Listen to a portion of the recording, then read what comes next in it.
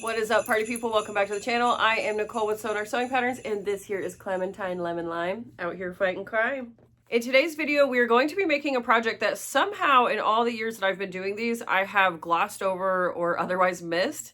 And it's been years since I've made one myself, but we are making quilted Christmas stockings. Now the pattern that I use is the Holiday Armadillo pattern from Sincerely Jen Patterns, and you can join her Facebook group and get the discount code to zero out the pattern at checkout, or you can pay full price. Either way that you want to support is highly appreciated. Now her pattern has a toe and a heel add-on, and I will be leaving those off in today's video, but I am going to show you how to make a full actual fold over cuff, which Jenny does have a video add-on to her original pattern, but in her original pattern, in the written pattern, it's just a folded under cuff, but I will be showing you how to add a lined cuff, and you can get real fancy and fun with it and put fur or satin or something really cute under here.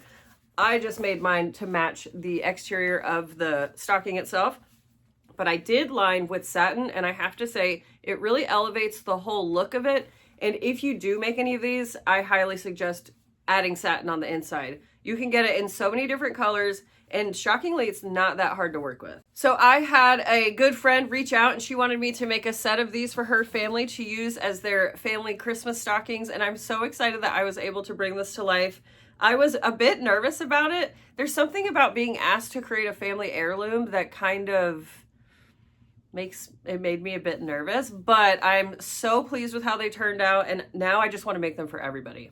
Now, I will be showing you how to quilt in today's video, but you can totally omit that and just go for a regular standard stocking. But you also have all of the space here to get wild. You can applique or embroider or get really fancy. So go nuts. Make these as special as you want to make them for your family. All right, friends, I hope that you enjoyed today's video. Please be sure to give me a thumbs up, drop a comment down below, and I'll see you back here at the end of the video.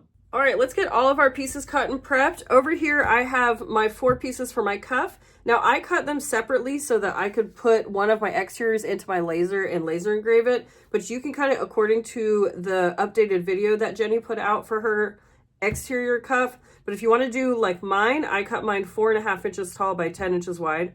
I did 2 of my exterior, which is the cork, and then 2 of my lining, which is going to be this cotton, and I made it to match the exterior of the actual stocking itself.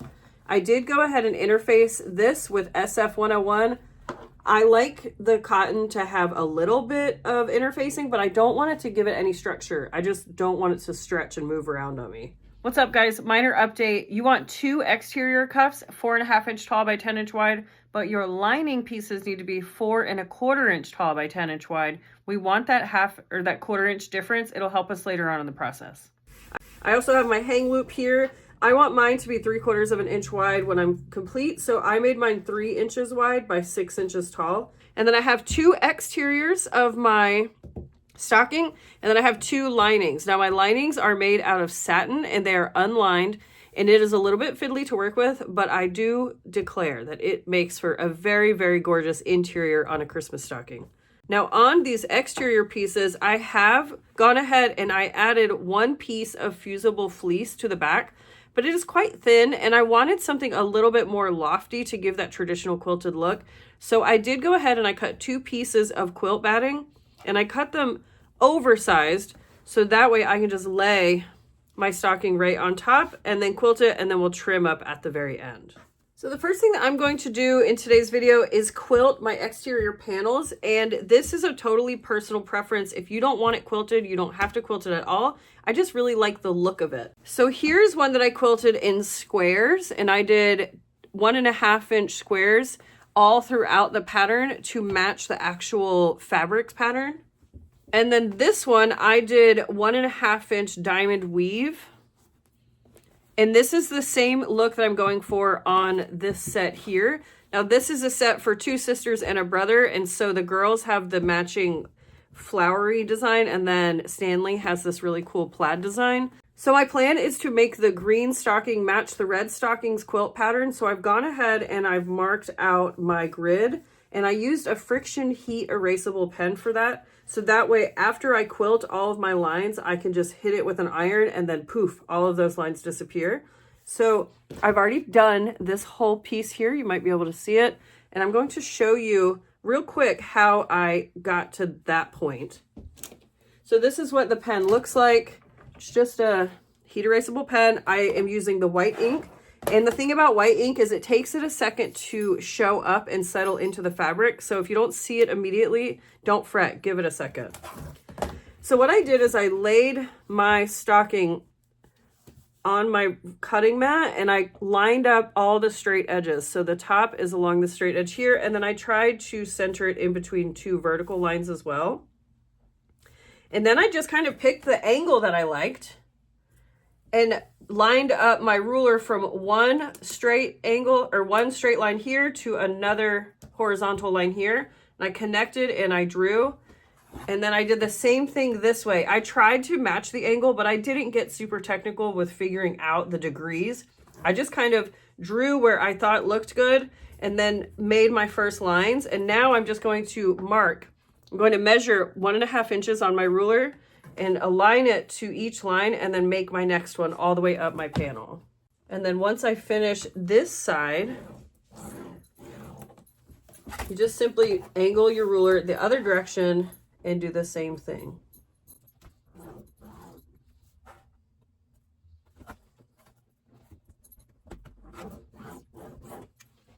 Okay, both of my exteriors are now prepped and ready to go. I've gone ahead and I laid it on top of my quilt batting and smoothed it out and pulled my batting taut underneath it. Now, if you want to, you can spray baste or pin or clip this in place, but because I already have this fleece on the back, it is not going to shift around on me. But do what you need to do to ensure that your batting doesn't move. And then let's just go quilt every single line that we just drew.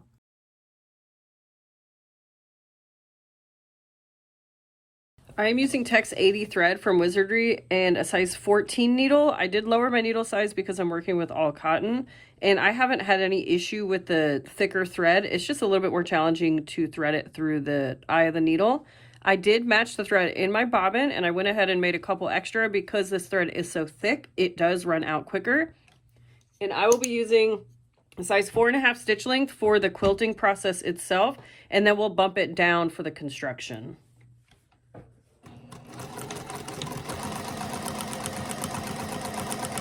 I like to start in the center of my panel and work my way out, so that way if there's any weirdness and discrepancy and buckling, I can try to fix it before it becomes a major issue.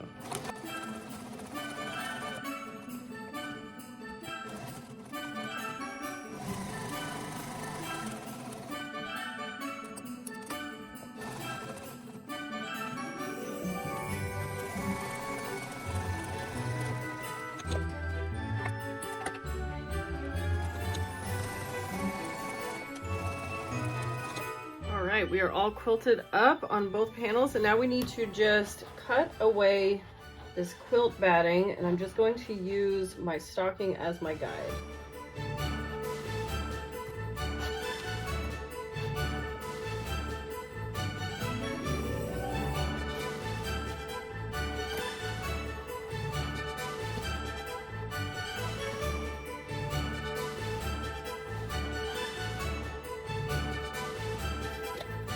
Okay, once they're all trimmed up, we just need to attach them. So you're going to lay them right side together and align all of your edges and clip.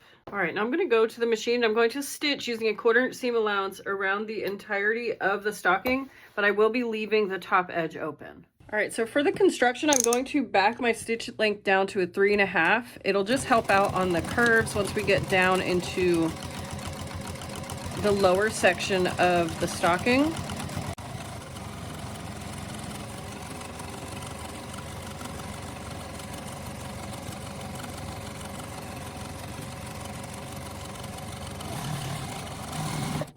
Now to trim this up nicely, I'm going to use pinking shears in these curves just to help it sit correctly or sit nicely whenever it's flipped right side out.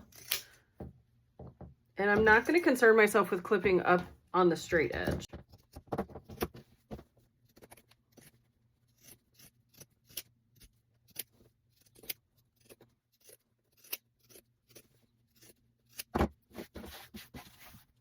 All right. Flip right side out and admire our progress.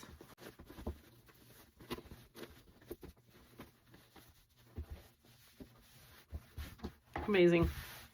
All right, so the exterior is now complete and we can move this to the side. I went ahead and grabbed my linings. I'm going to lay them right sides together, and we need to stitch around and close up all of the edges just like we just did for the exteriors, but we're going to leave a birthing hole here along the bottom. You can leave it, you can actually leave it on the side if you want to as well. It's totally up to you. I like to leave it on the bottom so that it's less visible when the stocking is complete. But for now, I'm just going to clip all the way around.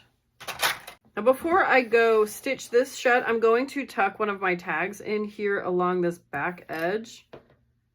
So I'm just going to lift up one of the linings and just slide it in here. And there we go. Now I'm going to go to the machine and I'm going to start my stitches at my 1/4 inch seam allowance, but I'm going to taper it in pretty significantly here toward the inside. Now it's not as apparent when we're sewing satin and it's being tucked to the side of a Christmas stocking as it is if you're bag making. So easing your seam allowance in isn't going to be the biggest deal, but just as best practice, I'm going to make the lining smaller than the exterior just so that it nests a little bit better and it's not super baggy down in there. And then of course I'm going to leave a turn hole somewhere along this area.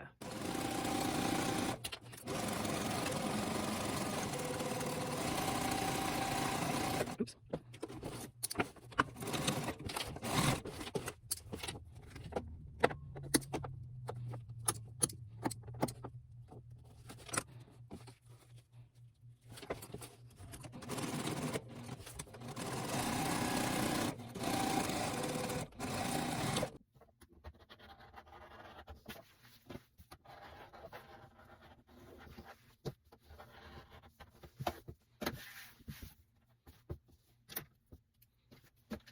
All right, lining is now complete and we can put that to the side. All right, let's work on our hang loop. From the wrong side, we're going to fold it in half long ways and press. And this is going to tell us where we need to fold. So unfold it, and then that seam line there, or that crease rather, is going to tell us where to fold our long edges into on both sides here.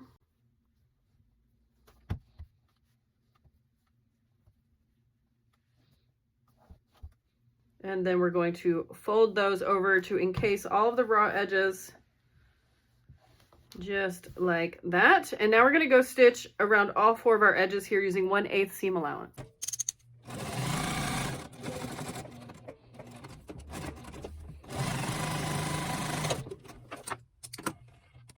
Another thing I want to do real quick before I go back over to the other side of the table is I'm going to fold this hang loop in half. Just like this, and then I'm going to take this top section and just kind of pull it at an angle to create a nice loop, and then I'm going to baste these 2 pieces together. All right, hang loop is now complete. We will put that in the pile with our other stuff, and then let's work on our cuff.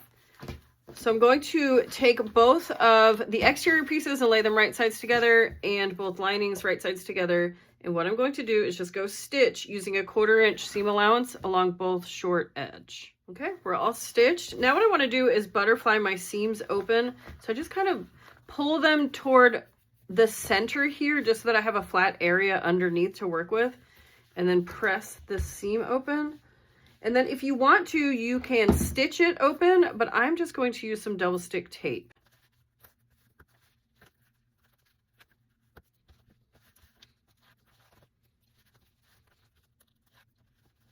Just like that.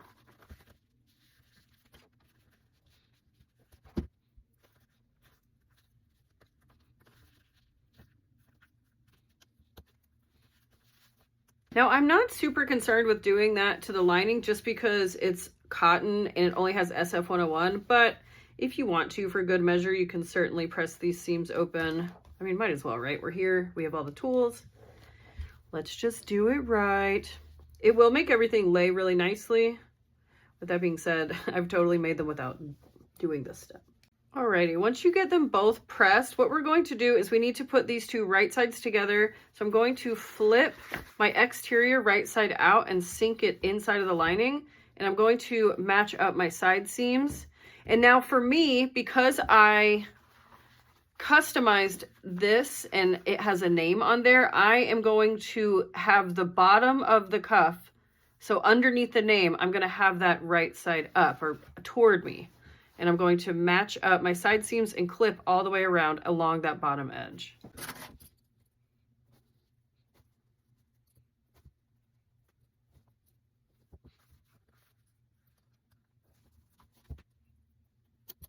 All right, so this is where you'll notice that the height is a little bit different. My lining is cut a 1/4 inch shorter, and that is so once we flip it right side out, the lining is on the inside of the cuff and it doesn't peek out from the bottom. But so what we're going to do is go to the machine and stitch around this bottom section only using a 1/4 inch seam allowance.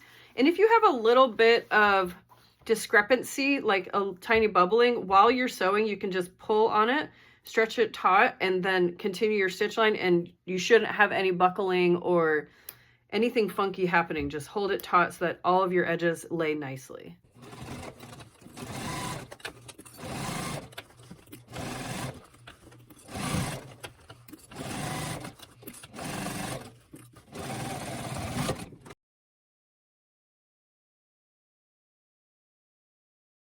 All right, so from here, we're going to flip right side out and then press really well.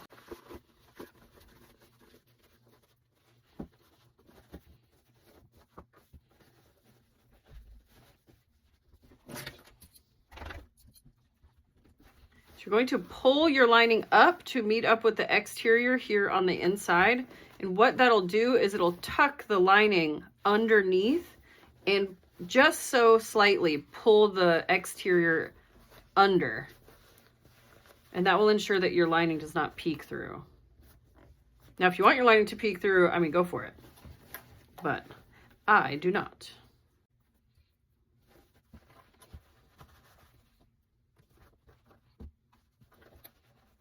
All right, so this is what we're going for here. You can see there's the inner cuff. So if you want to, you can top stitch the bottom edge, but I kind of like that it's a little bit fluffy, and so I'm going to leave it just like this. And then I am going to go to the machine. I'm going to baste this whole top edge together just to make the next steps a little bit easier. All right, now we need to put all of our pieces together. First, you need to decide on the orientation of your stocking if you have only one side of it customized. So you can have your stocking go down into the right, or you can have your stocking go down into the left. I'm going down to the right because that's what I made the other ones. And I'm going to sink my cuff right over top of my exterior and line up my side edges and clip.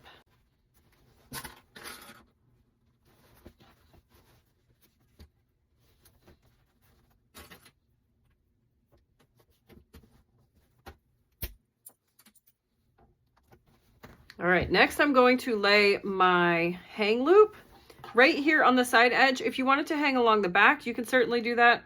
I find that it works just fine right here on that side seam. It does make it a little thick here, so if you have a machine that is already giving you some guff, that's something to consider. It works really well back here in this back panel, and then it lays flat up against the wall or mantle, wherever you hang your stockings. And then the next thing that we need to do is go and baste around this entire top edge just so that none of this shifts around whenever we're stitching it to the lining. So I'm just going to start at a side seam, and I'm going to do what I can to butterfly this interior stitch open and then carefully baste over the hang loop, ensuring that nothing shifts around, and then work my way around the entire top edge of the cuff. And if I need to, I can slightly pull on it to ensure that everything lays nicely. All right, so your project should look something like this. You have the completed exterior with the hang loop and the cuff attached, and then you have the lining ready to go. And what we need to do is flip these opposites. So the exterior needs to be wrong side out, the lining needs to be right side out. There we go. All right, now the lining needs to go inside of the exterior. And of course, I think this goes without saying, but make sure that your toes are in the right direction. In the same direction, rather. Then I'm just going to line up my side seams and clip all the way around.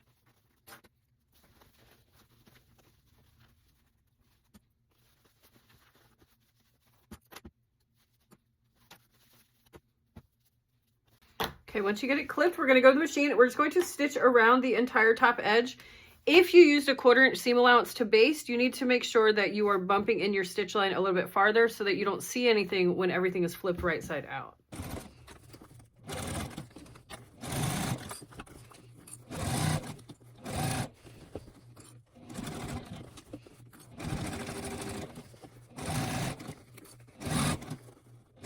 All right, just flip right side out through this birthing hole down in the lining.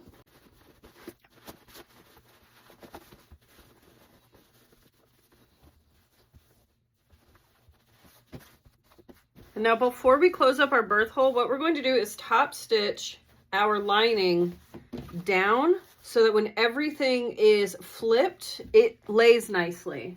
And I'll show you right here. So we're going to top stitch to where it only shows on the inside of the lining and not on the exterior up here, because again, we don't want top stitching. We want the cuff to be able to be nice and fluffy. And so I'm going to show you how to top stitch just the lining. So you're going to flip everything up toward the top and take some time to apply some pressure, pull on it, make sure all of your seams are nice and stretched out and just laying correctly. And then we're going to tuck our lining down into the bag. Well, it's not a bag, excuse me, into the stocking. And what we're going to do is we're going to go to the machine, and from the lining, we're going to pull the cuff back to expose the cuff, or to expose this seam here. And you can feel this where all the seam allowance where we joined everything up here is laying, and it's laying down toward the inside of the stocking. And we're just going to stitch right on the inside of that lining, 1/8 seam allowance all the way around from this area in here. It can totally be done. It might look a little fiddly right now, but it's quite simple. And I'm going to do that by starting, I'll flip to where I'm starting on my hang loop right here, and the hang loop should be facing up toward the top of the cuff. I'm going to start right there and stitch all the way around.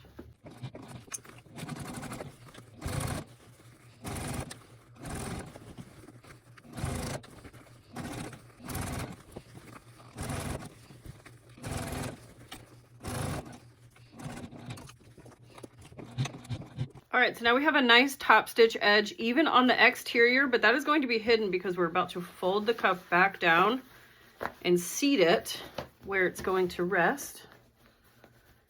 And what you want to do is just kind of apply some pressure, pull on it, get your cuff to settle in nicely exactly where you want it to be. And after we close up the birthing hole, what I like to do is put some clips here along the top just to help it train. But it looks really cool looking down into it, and once it's full of goodies, it's going to really rest nicely down in there. Okay, so to finish this guy up, we just need to pull the lining out and then close up this birth hole by folding the raw edges in toward each other and stitching this closed. All right, tuck the lining back in, make sure everything's laying really nicely. You can hit it with an iron. After you get all of your seams rolled out, you can roll them just by kind of tucking the top layer and then pushing on that thickness area, on that thick seam, and roll it out. And then you can iron it to really lock that seam into place. And then as far as this top edge goes, I like to take these longer clips and just clip all the way around the top just to kind of train it to stay with just that top lip folded just over toward the lining.